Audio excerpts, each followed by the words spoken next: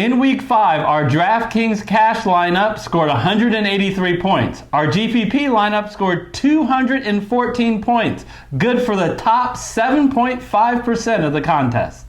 We'll talk about that as well as get you ready for Week 6 on DraftKings, all coming up next.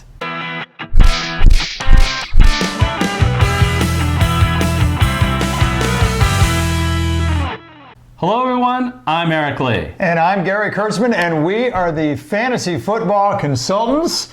Eric, we have Week 5 in the books.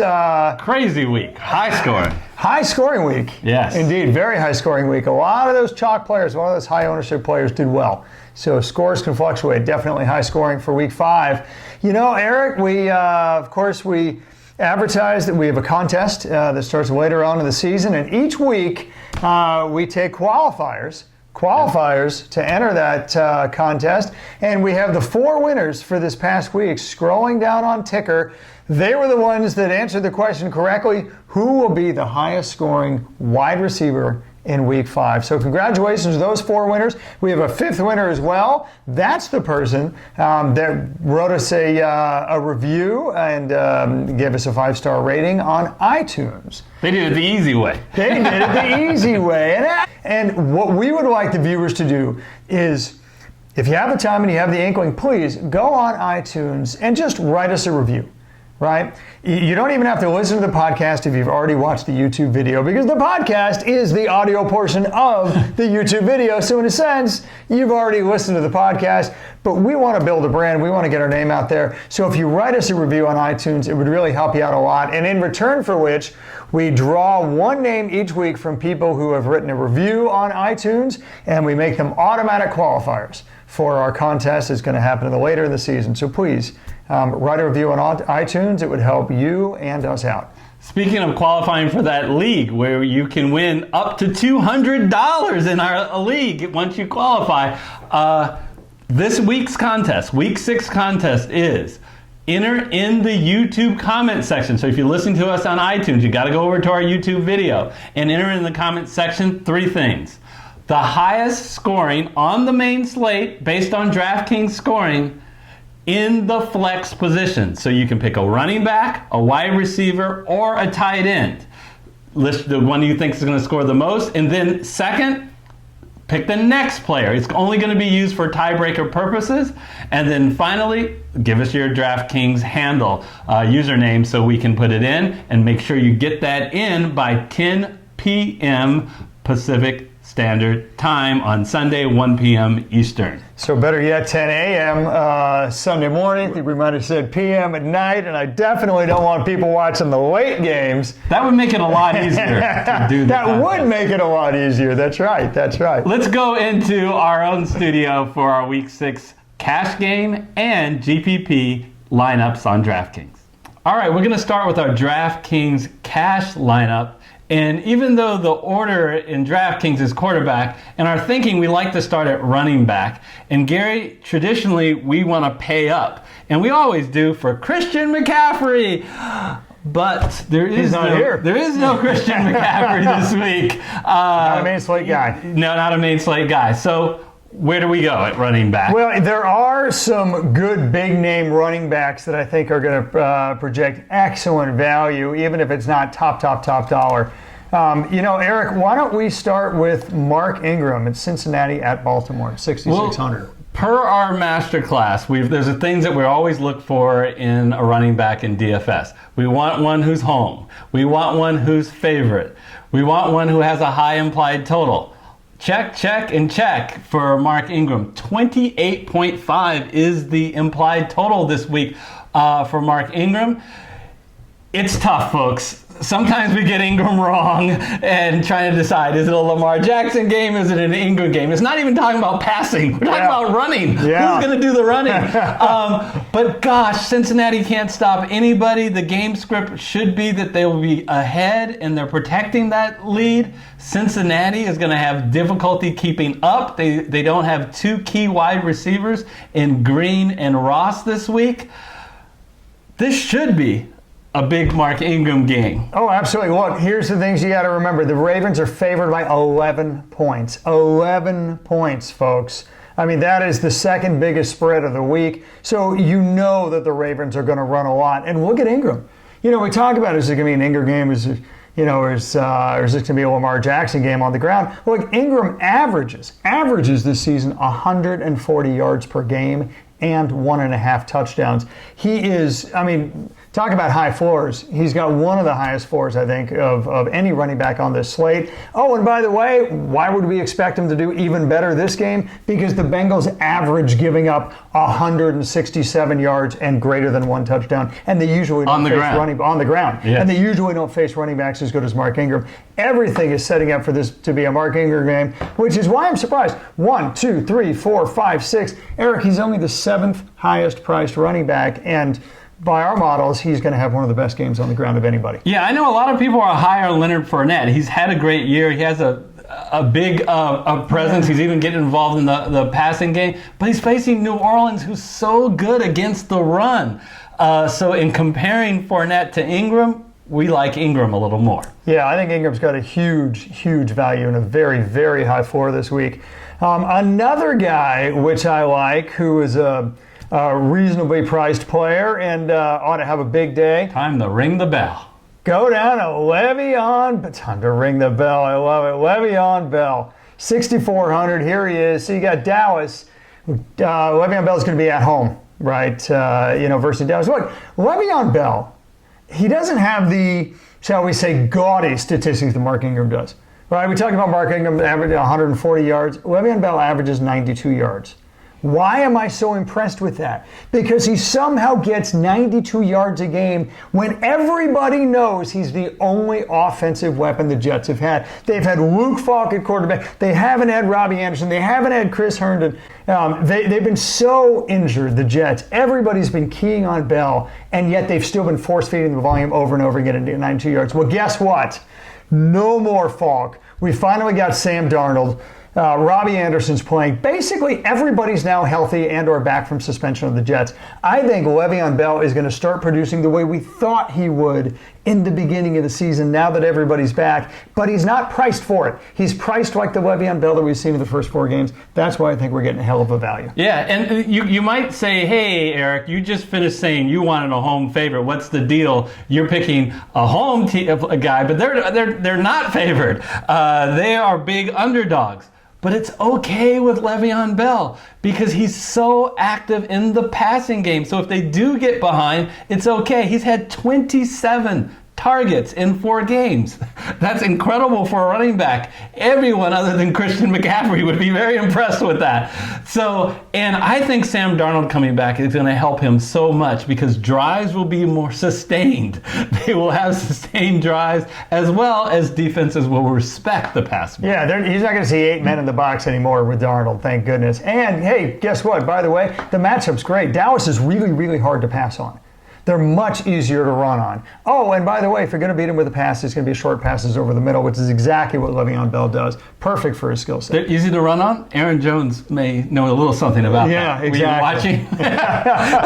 Exactly. So let's go ahead and just click on Le'Veon Bell here. So, Eric, we're finished with wide receivers for the moment, and running backs for the moment, and we did spend some money on that. Why don't we switch to wide receivers? Why don't you start us off here? Okay, so at wide receiver, it wasn't that long ago, Gary, that we talked about in looking at the Ram wide receivers.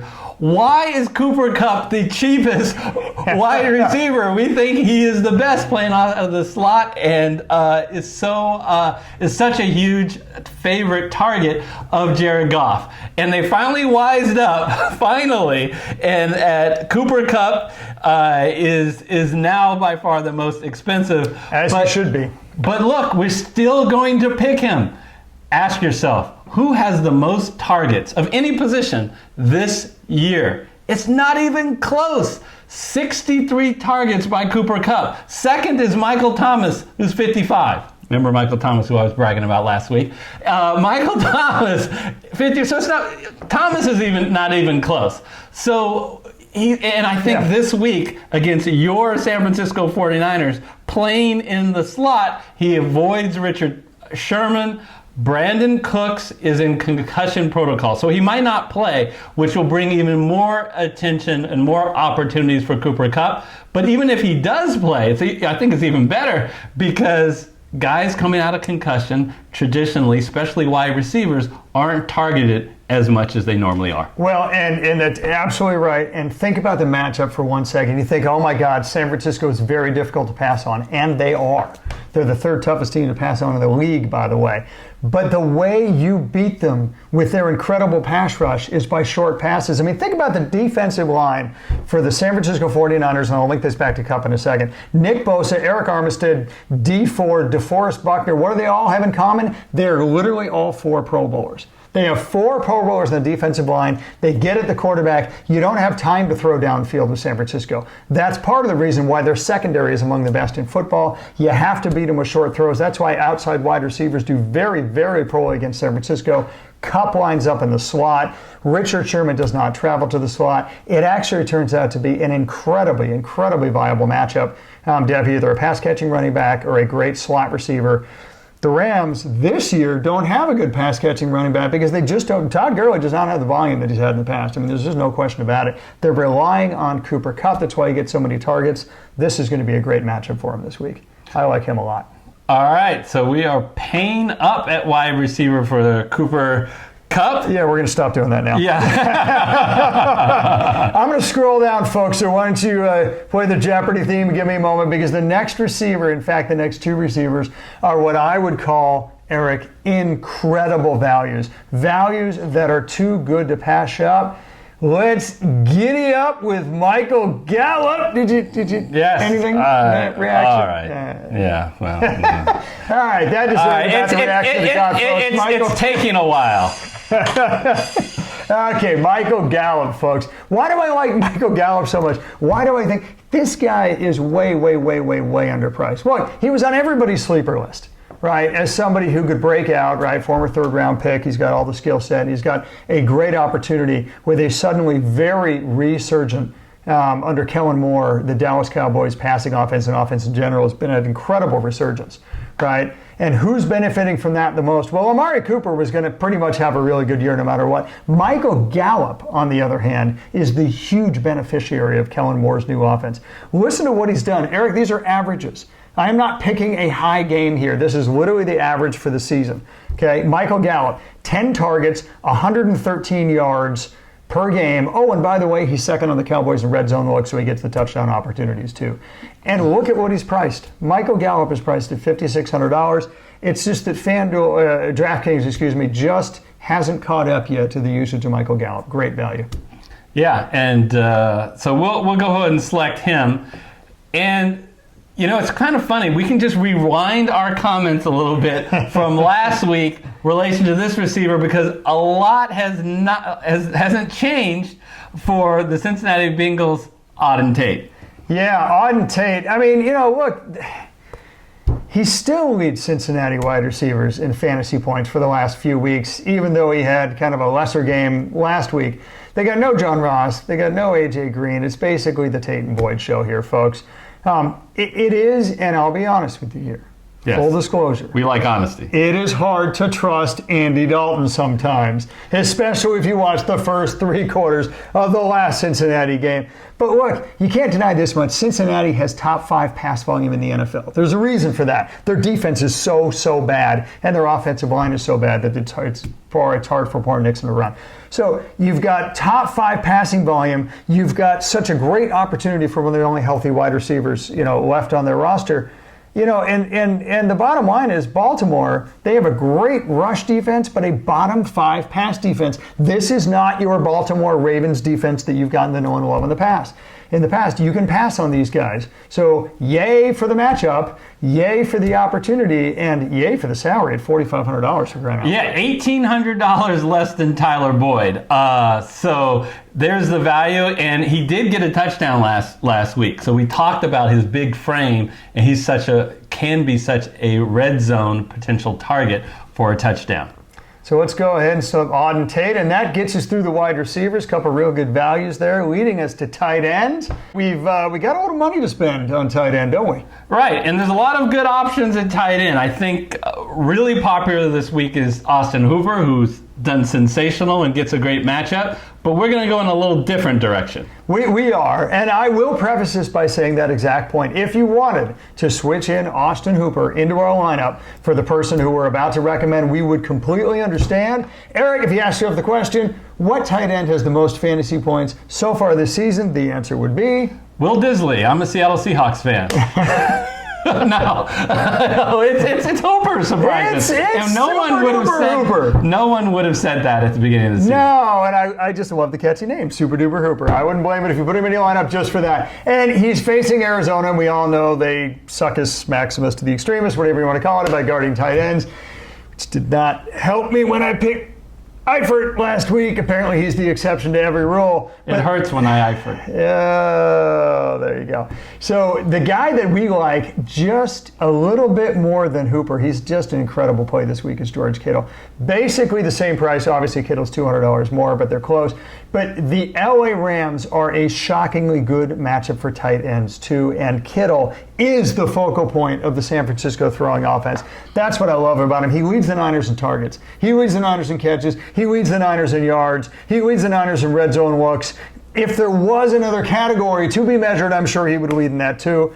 And on red zone looks, he is second in the entire NFL in red zone looks. And you may recall a couple of times he scored touchdowns, which got reversed by penalties. No, that's right. I mean, he's had one touchdown all year, but the red zone looks, the opportunities are there, the volume is coming. And look, here's the deal. The Rams have incredibly good cornerbacks. Right? Just ask Mike Evans. Just ask anybody else who's tried to run on the outside. The only way that you can attack the Rams is over the middle. And I got to tell you, man, for the Niners, that is George Kittle, with all due respect to Deebo Samuel.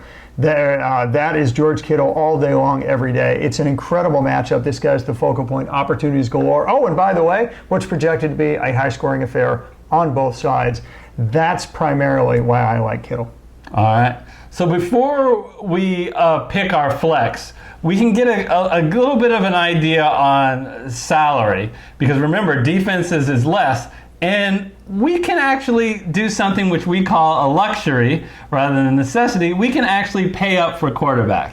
Yeah. And after dealing with Joe Flacco last week, we are desperate to get a quality performance out of our quarterback. Yes, we are. And fortunately, we did well with Flacco, but that was only because of the rest of the lineup. Well, yeah. Well, he had 111 yards and a TD after one quarter. Almost that at the end of the game. It was a game script. Anyway, it didn't work out. Yep. This one's going to work out much better, folks. Okay. Obviously everybody loves Patrick Mahomes. What you don't necessarily love is the salary, but I want the guy on the other side on the other sideline, shall we say, in Deshaun Watson of $6,700, so that's $800 lower than Mahomes. Gary, at $6,700, last week he was $6,700, and he scored 44 DraftKings points, and then DraftKings then adjusts his salary to $6,700. Yeah. And I get it. There was a great matchup against Atlanta last week, but it's a good matchup against Kansas City. It's a great matchup against City. Look, Houston open. This is a weird line. You don't see these lines very often. Houston open as an 8.5-point underdog, but still has over 25 implied points. I mean, that just tells you it's the highest scoring affair for both teams of any game on the slate. So, that's an anomaly. You love to take advantage of quarterbacks in a slate like that. Mm-hmm. It is a volume-based play here. They're going to have a lot of throwing to do from behind. Houston will, in a team that's literally built and designed to throw, and that's Houston. Look, Kansas City secondary is not that great. But really, they're near last in the NFL in rush defense. And that could scare you, right? That could scare you. It would be scary if Houston wasn't such big underdogs. And it would be scary if Houston had a running game to take advantage of that. But they are big underdogs, and Houston does not run the ball very well. What they do very well is throw the ball and actually sort of almost Conversely, that will help Watson on the ground having a good rushing day too. Yeah, I was going to say one of their best runners is Deshaun Watson. Yeah, I think overall this is great. By the way, Watson thrown for over 350 yards in 2 of the last 3 games. So you can reasonably expect another incredibly high volume passing game. He's got the ability to rush, especially on this defense. And at 6,700, I just love it. You can't have a cash game lineup with having some exposure to this game. So we get it here on the Houston side. Absolutely. All right, so now we're going to go to flex. We're going to flex our muscles with my guy, Seattle Seahawk, Chris Carson. So, yeah, guys, here's the deal with Chris Carson. He's really, really good talent, and Seattle really wants to run the ball. Had a little problem early with the fumbles, and that caused him to get into the doghouse. But he didn't fumble last week. He looks like he is back. He got 27 carries. And with Seattle, it's all about game script. I asked you guys a question. Who do you think is going to win? Seattle is playing at Cleveland. If you think Cleveland's going to win, and especially by a lot, then this is not a good pick for you. You shouldn't do it. But if you see the game script of Seattle, who I think is as good as Niners, who just wiped the floor with them last week. Granted, it was in San Francisco and this is in Cleveland. But if you think Seattle can handle them and they'll be ahead, what a wonderful game script, Gary, for Chris Carson here. Well, okay, so let's talk about game script for a second. What happened the last time we saw Cleveland Browns? You talked about that, the Monday Night Football debacle with the Niners. Well, the point is this. The Niners ran for 275 yards on the Browns. Yes. I mean, what?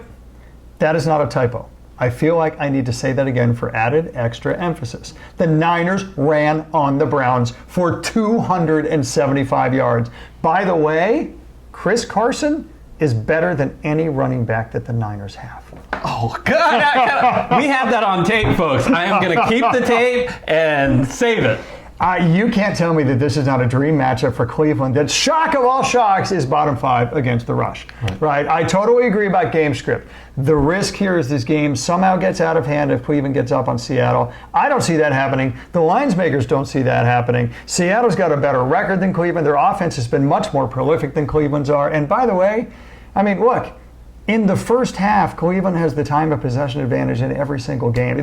They're not a team that's prone to having games get away from them. I just don't see it. I see this being a hell of a Cleveland game. or Seattle? Oh, Seattle, sorry. Yes, Seattle. Seattle is a time. Why be primarily, I would imagine, is because they have the second highest run percentage in the NFL. They're just not a team where game script gets away from them.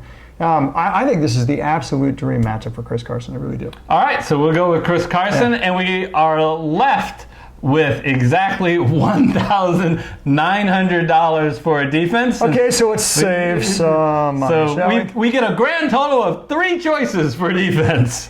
Well, I hope one of them is a good one. Well, we can eliminate the Bengals. The Bengals and the Jets may not make the most sense because Dallas does have a pretty prolific offense. So what does that leave us with, Eric?